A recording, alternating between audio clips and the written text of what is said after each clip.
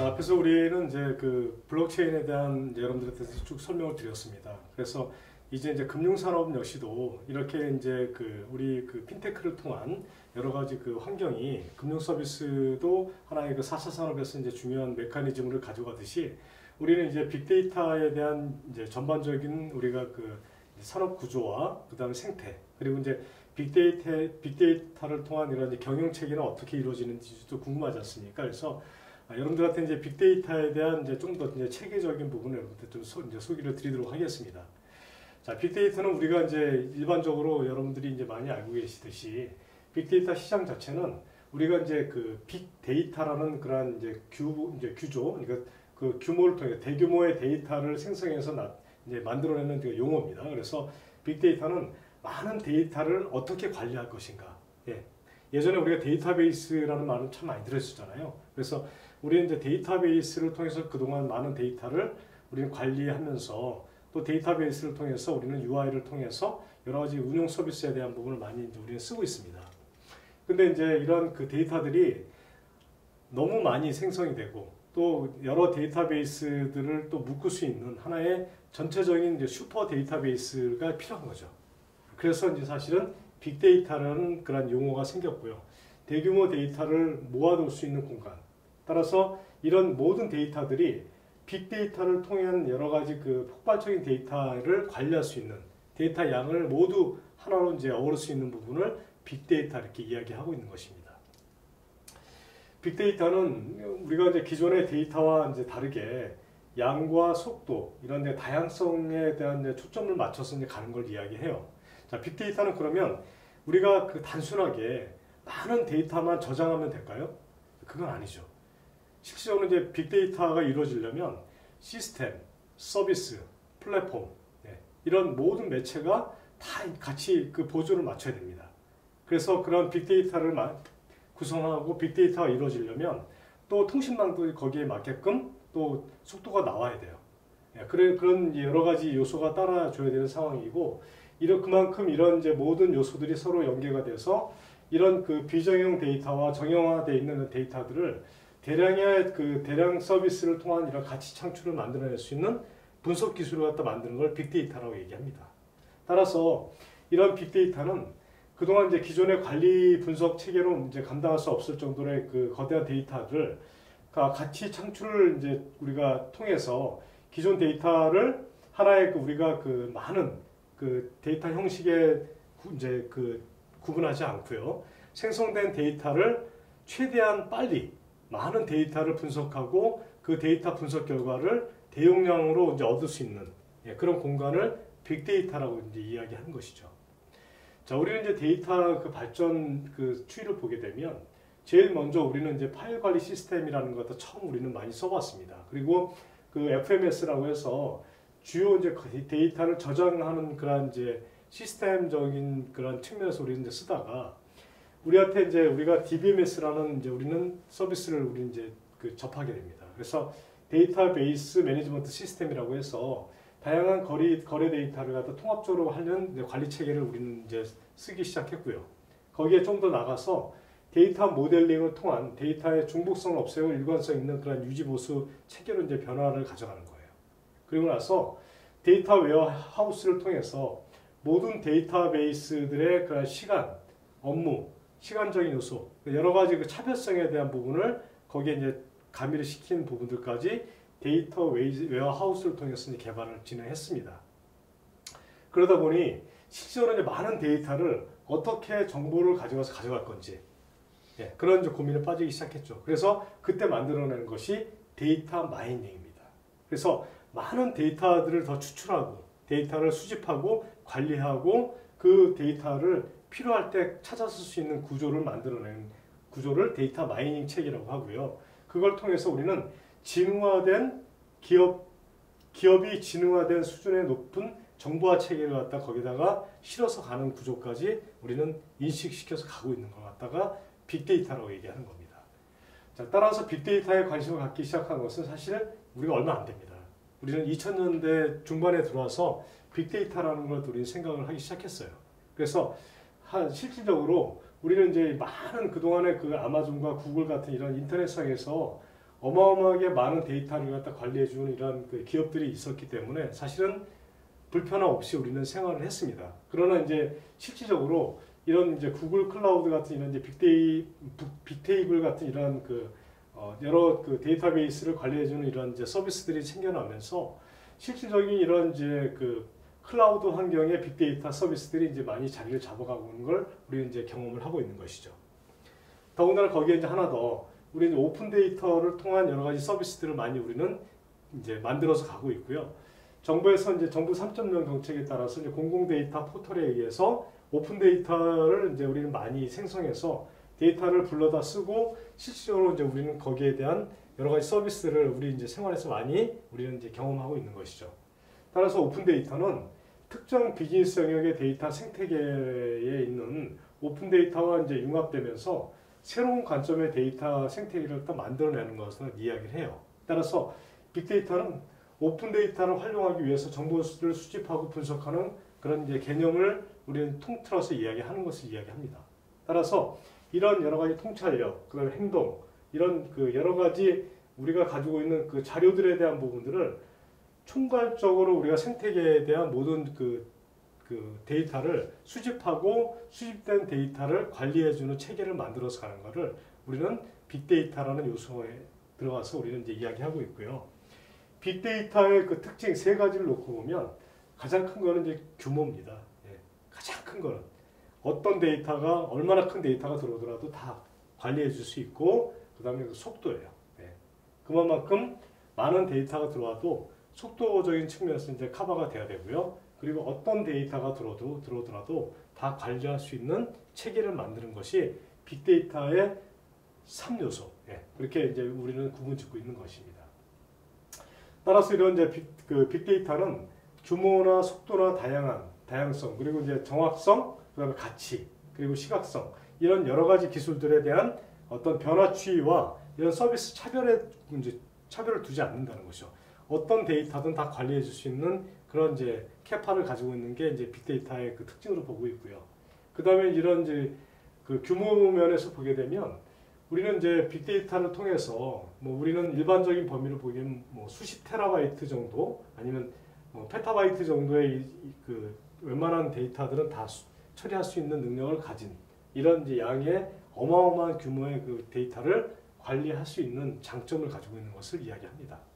따라서 이제 우리 그 여러 가지 그 빅데이터를 통한 뭐 관점에서 보게 되면 빅데이터는 일단은 앞에서 말씀드렸듯이 속도적인 측면, 그다음에 규모, 여러 가지 그 분석적인 그 다양성 이런 부분들이 사실은 빅데이터의 가장 큰 핵심 요소로 이제 자리 잡고 이제 있기 때문에 정형화된 데이터, 그다음에 반정형 데이터, 비정형 데이터의 어떤 구성을 나누지 않고 또 이런 데이터에 대한 어떤 그 형태, 예를 들어서 문자냐, 그림이냐, 아니면 뭐 영상이냐 이런 것에 어떤 차별성을 두지 않는다는 거예요. 그래서 고정형 이제 정형되거나 비정형된 여러 가지 데이터 서비스에 대한 부분을 다 포괄적으로 일단 수용해서 가는 것을 빅데이터라고 보통 이야기를 합니다.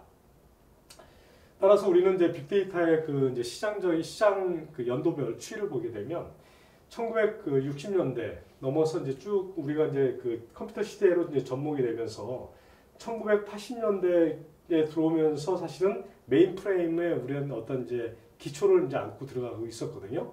근데 이제 우리가 일반적으로 21세기라고 이야기를 하면 우리 2000년대 기준을 딱 놓고 보잖아요. 그래서 2000년대를 중점으로 놓고 봤을 때 우리가 이것이 전통적인 데이터냐 아니면 빅데이터냐 이렇게 구분을 만약에 굳이 한다고 할 경우에 그러면 우리가 1980년대에 우리가 갖고 있었던 전통 기술에 대한 전통 데이터는 하나의 그 우리는 정형 데이터로 일단 우리는 구분해서 이야기합니다. 그래서 우리가 80년대부터 쭉 와서 2000년대까지의 데이터는 정형 데이터로 분류를 해서 인터넷의 어떤 서비스 기반의 그 중점을 두기보다는 하나의 관리 체계로 가져가는 그냥 DB 수준의 그 데이터베이스다 이렇게 보고 있고요. 자, 그 다음에 이제 2010년대에 들어서 2000년대에서 넘어서 2010년대부터는 우리는 이제 하나의 이제 모바일과 연계된 사물 인터넷을 기반으로 한 비정형 데이터 관리 체계로 이제 우리는 인식을 하고 있는 거예요. 그래서 실질적으로 이제 기존 그 데이터베이스에 쌓여 있는 기술보다 비정형 데이터와 정형 데이터를 포괄하고 있는 여러 가지 그 비정형 데이터들이 워낙 다양하고 용도 자체뿐만이 아니고 서로 이렇게 연결고리가 체계적으로 이루어져 있는 부분들을 하나의 우리는 빅데이터의 시간적인 공간적인 어떤 차별성으로 이제 우리는 이해하고 있는 것입니다. 자, 그래서 이제 그런 특징을 보게 되면, 자, 빅데이터는 자, 수집 제한의 어떤 원칙을 이제 가져가죠. 그리고 일단은 정보의 정확성을 갖다가 꼭 가져갑니다. 그리고 이제 목적이 명확한 데이터를 관리를 해주겠다는 거예요. 그리고 이런 이용을 제한할 수 있는 원칙을 가져갑니다. 예, 그리고 그 안전하게 데이터를 보호해 줄 수 있는 역할, 그리고 공개할 수 있는 역할들을 갖다 만들어주는 거예요. 그러니까 특정한 어떤 그 권한이 갖고 있는 슈퍼바이저의 역할을 최대한 이제 하겠다는 역할입니다. 그리고 개인의 참가의 원칙을 가져가고, 그 다음에 꼭 데이터를 책임 있게 보관해주고 관리해주겠다는 그 체계가 OECD의 그 8가지 원칙에 기반을 두고서 빅데이터라는 그런 환경 자체를 만들어낸 거예요. 예. 그래서 이런 뭐 여러 전 세계의 그 뭐 유능한 석학들이 모여서 이런 또 내지는 이런 그 과학자들이 모여서 개인정보 보호의 원칙에 따라서 빅데이터의 어떤 그 체계적인 특징 요소로 이렇게 8가지에 대한 핵심 요소의 원칙을 일단 기반을 두고서 만들었다는 겁니다. 자, 우리가 이제 21세기의 그 빅데이터는 어떻게 보냐면, 자, 우리는 21세기의 석유라고 얘기합니다. 빅데이터는. 그러면 우리는 그동안 모든 산업이 석유화학을 기반으로 해서 우리가 이렇게 성장해 왔잖아요. 그만큼 빅데이터는 지금은 이제 앞으로의 산업에서 없으면 안 되는 그런 이제 아주 중요한 요소라고 보기 때문에, 자, 빅데이터는 21세기의 석유다. 예, 그 석유를 우리는 어떻게 평가하는지 한번 잠깐 여러분들한테 제가 동영상을 잠깐 보여드리도록 하겠습니다. 잠깐 보시죠. 21세기의 석유라 불리는 데이터. 지금도 전 세계에서는 1분에 1800TB의 데이터가 생성되고 있습니다. 우리는 이렇게 방대한 데이터를 분석하고 활용하는 능력이 국가와 기업, 개인의 경쟁력으로 직결되는 데이터 테크놀로지 시대에 살아가고 있습니다. 사피엔스의 저자 유발 하라리는 머지않은 미래에 극소수가 데이터를 독점하게 되면 디지털 독재가 일어날 수도 있다는 우려를 표하기도 했죠. 오늘은 빅데이터가 무엇이고 왜 중요한지 알아보겠습니다. 빅데이터는 단순히 큰 데이터를 의미하는 것은 아닙니다. 빅데이터를 학술적으로 말하면 이런 것이라 할 수 있죠.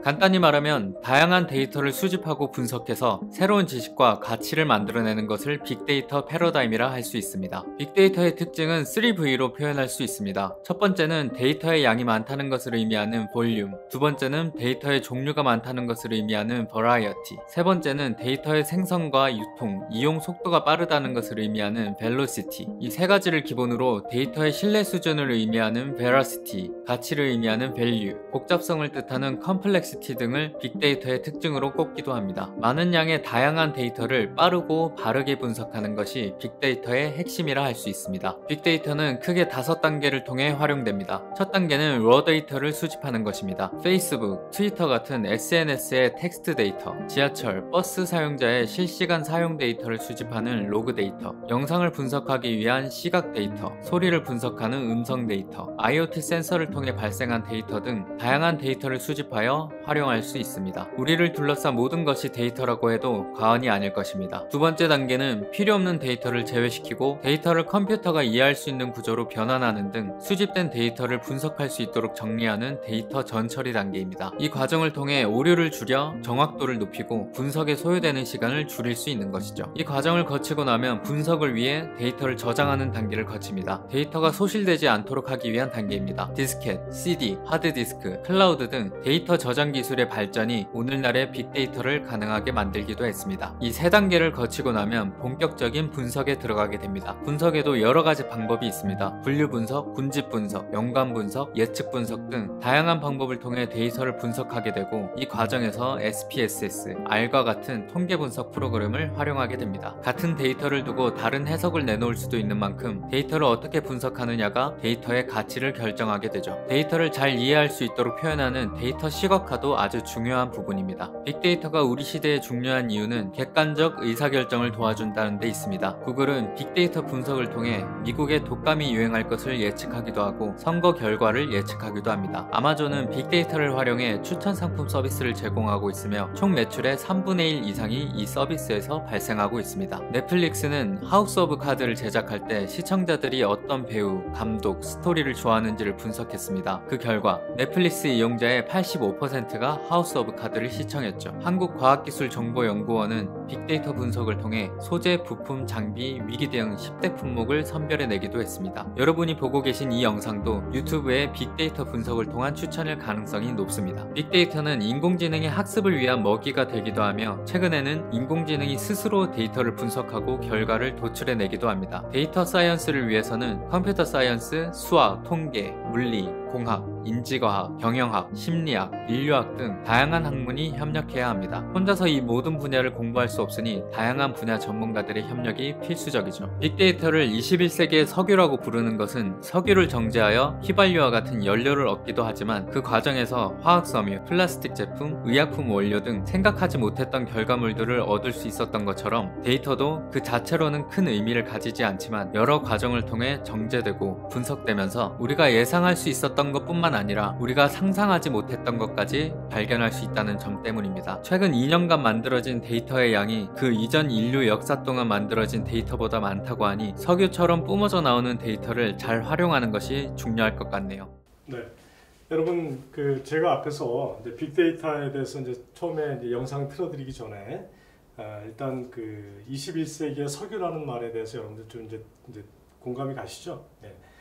그만큼 이제 빅데이터는 그만큼 우리가 이제 우리 생활에서 이제 없어서는 안 된, 우리는 한번 우리가 이제 편리함, 그 다음에 우리가 그동안 몰랐던 이런 새로운 구조 자체를 경험하고 나면 그거에 대해서 우리는 다시 포기를 하지 못한다고 사람들은 보통 그렇게 이제 느낀다고 합니다. 그걸 우리 보통 리테일 아포카라고 얘기하는데, 그만큼 우리가 이제 빅데이터의 환경 자체는 이제는 우리 생활의 이제 그냥 기본적인 구조다. 그리고 빅데이터를 통한 우리의 이제 생활 자체는 앞으로 더 진화가 되면 됐지 이제 퇴보가 되지는 않는다는 거죠. 그래서 빅데이터를 통한 모든 산업 자체는 이제는 이제 필수적인 요소다 이렇게 보고 있습니다. 자, 따라서 우리가 이제 빅데이터에 대한 경영은 어떻게 진행을 하는지 한번 우리가 이제 생각을 해보죠. 자, 빅데이터 경영은 굳이 우리가 꼭 기업에만 이제 국한된 것은 아니고요. 빅데이터 경영은 하나의 가정에서도 빅데이터 경영을 할 수도 있고, 또 그 다음에 개인의 경영 관리도 빅데이터를 통해서 우리는 이제 할 수 있는 것을 이야기합니다. 그래서 빅데이터 경영은 우리 산업의 역시도 우리 산업의 모든 분야를 이제 빅데이터 경영 체제로 가져가고 있는 것을 이야기를 해요. 자, 빅데이터 경영은 우리가 이제 쉽게 이야기해서 먼저 이제 기업을 갖다 비교해서 말씀을 드릴게요. 자, 빅데이터 경영은 기업들이 이제 빅데이터 관리를 하는데 먼저 이제 비용을 이제 크게 일단 들이지 않는 범위 내에서 이제 일단 기업 경영을 하도록 유도를 합니다. 그리고 빅데이터를 통한 이제 그 기술은 기업에서 경영 혁신의 차원을 넘어서 아주 이제 경영 활성화에 대한 부분을 이제 만들어내기 위한, 그다음 비용 절감적인 측면에서 워낙 이제 많이 활용이 되고 있기 때문에 데이터 생태계의 어떤 구현을 목표를 위해서 이제 진행을 하고 있고요. 거기에 사물 인터넷과 데이터가 이제 수집 데이터로서 일단 분석되기 때문에 이런 엄청난 빅데이터를 통한 데이터 서비스는 이제는 플랫폼 환경 전체를 완전히 다 바꿔놓을 정도로 어마어마하게 변화를 하고 있는 것을 이야기합니다. 자, 빅데이터는 소매업과 도매업의 어떤 기준을 갖다 이제는 이제 두지 않는다는 거예요. 그래서 아까 여러분들한테 말씀드린 것처럼 P2P 환경에 대한 요소를 가져가기 때문에 일단은 상품과 고객 구매 패턴을 직접 고객이 선택해서 가는 그런 데이터 마이닝 구성에 대한 부분을 가져가고 있기 때문에 일단은 빅데이터를 통한 여러 가지 시장 변화는 이제는 개인에 대한 어떤 상품 선택, 그러니까 소비자가 초이스하고 선택할 수 있는 권한을 최대한 만끽할 수 있게끔 만들어준 구조 요소의 핵심적인 이제 요소 기술이라고 보는 것이죠. 어찌 보면 이제 기술적인 요소라기보다는 빅데이터는 그냥 하나의 이제 우리는 생태 환경이라고 보는 것입니다. 자, 빅데이터의 그런 이제 활용 사례를 보게 되면, 자, 우리는 이제 보통 이제 신용카드를 통해서도 많이 이제 우리가 알 수 있죠. 그래서 그 신용카드를 통해서 어떤 고객이 어떤 뭐 비용을 많이 쓰고 카드를 매달 뭐 얼마나 많이 쓰고 그런 그동안 그 카드사들이 갖고 있던 여러 가지 그 행태들 여러분들이 많이 보셨잖아요. 그죠? 그래서 그 특히 이제 그 카드사가 고객 관리하는 그 여러 가지를 보게 되면 어찌 보면 지금은 이제 우리가 좀 그런 걸 많이 이제 그 알기 때문에 개인이 그래서 그 카드 회사가 그 개인의 어떤 그 거래 그 사용 내역을 이제 판단해서 더 승인을 해주고 아니면 그걸 카드 거래를 갖다 이제 거부하고 뭐 여러 가지 그런 부분들을 많이 볼 수 있는데 실질적으로 이제 그런 부분들까지 이제 빅데이터를 통해서 이제 적용하는 그 금융산업 자체는 아까 여러분들 이제 앞에서 설명드린 것처럼 핀테크 시장이 이제 활성화됨으로 인해서 블록체인 시장에서는 사실 이런 이제 우리가 생각할 수도 없는 이런 이제 기존에 우리가 생활했던 방식에 대한 부분은 이제는 많이 개선될 거라고 보는 것이죠. 더군다나 이제 빅데이터는 우리가 의료 산업에서도 우리는 이제 접목해서 보고 있습니다. 특히 인공지능을 기반으로 한 신경망 시스템이라든지 이런 IBM 왓슨 같은 이런 이제 슈퍼컴퓨터들은 사람의 그런 암 진단도 이제 사실은 체계적으로 패턴 인식을 통해서 일단 찾아내고요. 그 다음에 사람의 그 음식 습관, 그 다음에 그 사람의 여러 가지 그 생체 정보에 대한 부분을 관리함으로 인해서 사람의 그런 이제 건강관리 시스템에 대한 그 다양한 그 부분들까지 관리 체계로 가져가고 있다는 걸 많이 보입니다. 그 다음에 이제 제조업 쪽에서는 특히 이제 미국의 그 AMD 같은 이런 그 반도체 회사 같은 경우에는 실질적으로 이제 그 불량 제품을 갖다 찍어내는 그런 부분들까지 그 불량률을 최소화시켜서 우리나라 하이닉스 같은 그 반도체 회사들도 이런 이제 그 제조 산업에서 많이 이제 빅데이터를 활용해서 좀 쓰고 있습니다. 예, 그리고 최근에 우리나라의 그런 여러 가지 그 자동차, 예, 그다음 우리 제조 산업에서 지금 이런 그 제조 기반의 이런 물건을 만들어내는 이런 그 불량품에 대한 여러 가지 그 부분들을 빅데이터를 통해서 일단 패턴을 많이 적용해서 이런 부분들을 많이 이제 찾아내고 또 불량률을 많이 개선하는 그런 사례가 발생하고 있고요. 따라서 이런 그 빅데이터를 활용한 모든 그 이제 그 매체나 서비스들은 그만큼 여러 가지 그 목표나 이런 서비스 구조에 대한 마케팅 전략 역시도 이런 가치 창출을 위한 그 구조로 많이 가져가고 있는 그런 체계로 많이 만들고 있는 게 이제 현실이고요. 이런 기반에서 보게 되면 사실은 이제 그 빅데이터는 뭐 일본에서 이제 빅데이터 그 데이터를 축적하기 위해서 사실은 뭐 그 여러 가지 유통이라든지 그다음에 뭐 그 데이터 프레임에 대한 프레임워크를 갖다 이제 그 유통과 데이터 서비스에 대한 부분을 많이 포괄적으로 만들어가는 걸 많이 볼 수 있고요.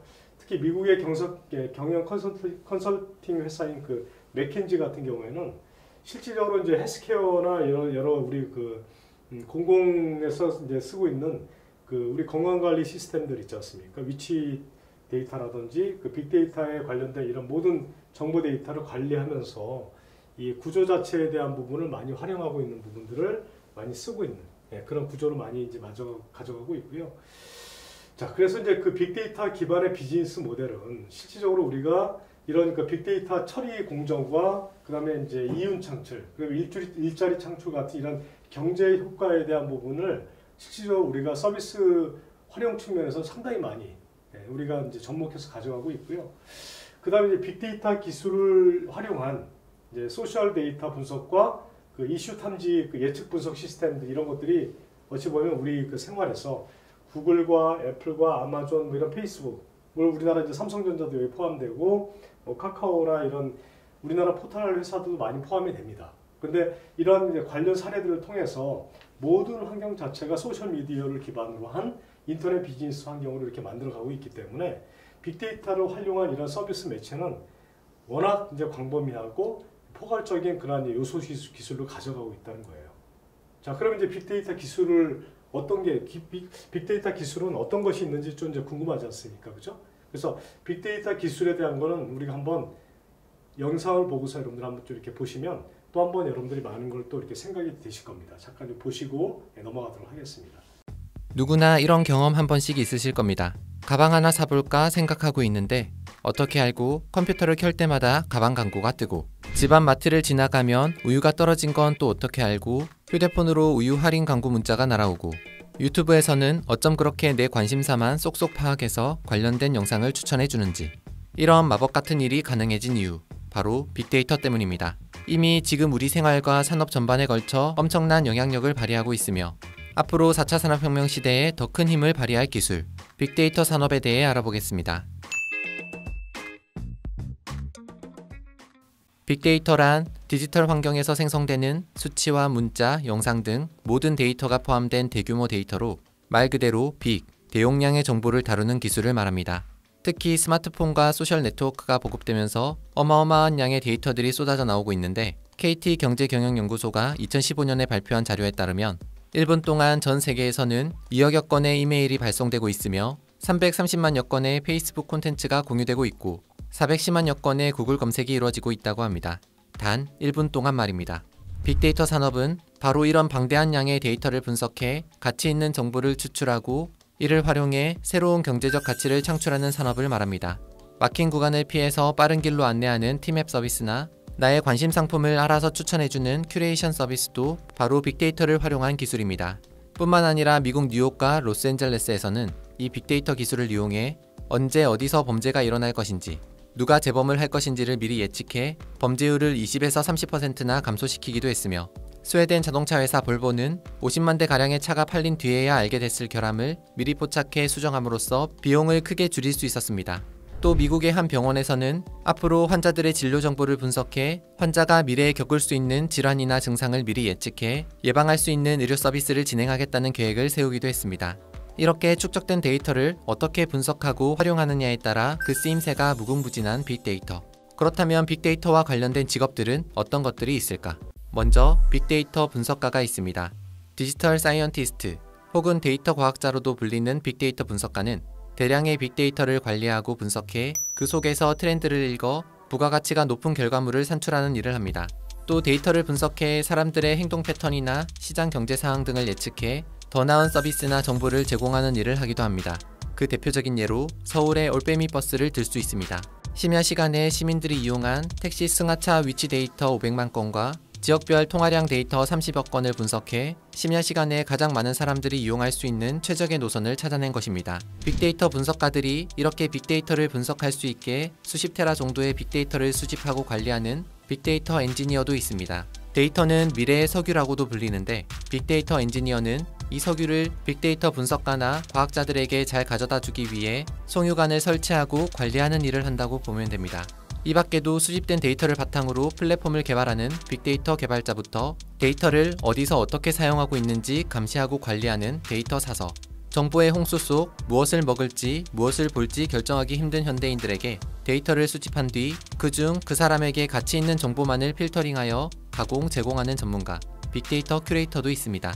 그리고 앞으로 빅데이터 기술이 점점 더 발전함에 따라 더 다양한 직업군이 생겨날 것이고, 빅데이터 관련 전문가는 더 큰 곽강을 받을 것으로 예상되고 있습니다. 그렇다면 빅데이터와 관련된 기술은 어디서 어떻게 배울 수 있을까?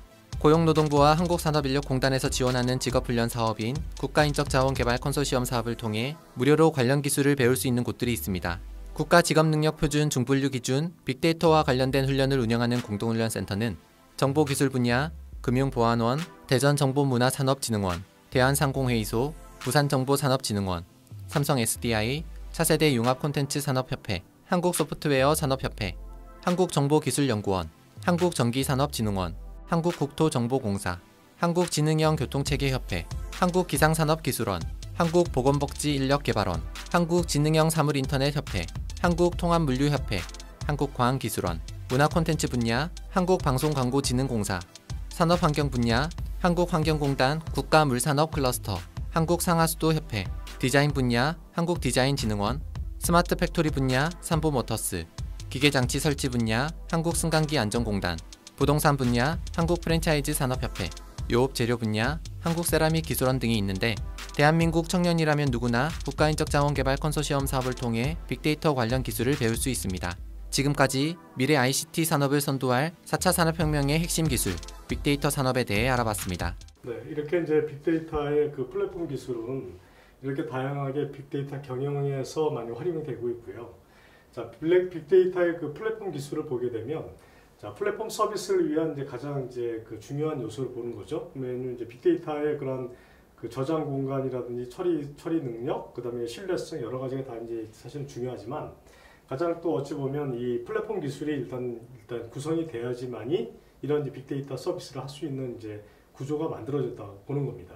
그런 이제 빅데이터 플랫폼 기술은 그만큼 이런 수집 데이터에 대한 관리 처리, 그 다음에 분석, 그 다음에 이런 정보 처리 추출에 대한 여러 가지 그 정보 관리에 대한 부분이 이제 중요하기 때문에 이런 그 공공 서비스에 대한 여러 가지 그 중요한 이런 관리 체계에 대한 매체들을 갖다 관리해 주는 것이 하나의 그 플랫폼이다 이렇게 보는 겁니다. 그래서 우리가 이제 여기 그림 보시는 것처럼 빅데이터 플랫폼에서는 디바이스, 그다음에 인터넷, 그 소셜 미디어, 그다음에 센서 데이터 이런 그 데이터에 가져가는 공공 데이터 서비스들, 그리고 이런 그 소셜 미디어를 통한 여러 가지 스마트 그리드 이런 그 스마트 서비스에 대한 모든 그 매체들을 이런 그 빅데이터 플랫폼을 통해서 관리를 갖다 해주는 것을 말합니다. 그래서 데이터 수집, 관리, 분석, 처리, 그 다음에 이런 그 저장 관리까지 운영을 해주고요. 그 다음에 거기에 이제 같이 분산 처리 환경을 갖다 만들어주는 컴퓨팅 구조를 일단